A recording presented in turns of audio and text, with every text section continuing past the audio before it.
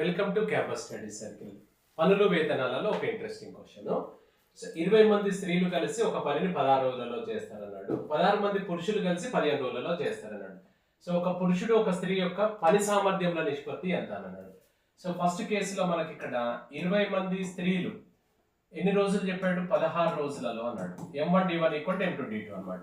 Next ఇక్కడ మనకు 16 మంది పురుషులు 15 రోజులలో అన్నాడు. సో ఇక్కడ 16 క్యాన్సిల్ చేసుకోవచ్చు. 5 ఇది 3 టైమ్స్, 5 ఇది 4 టైమ్స్.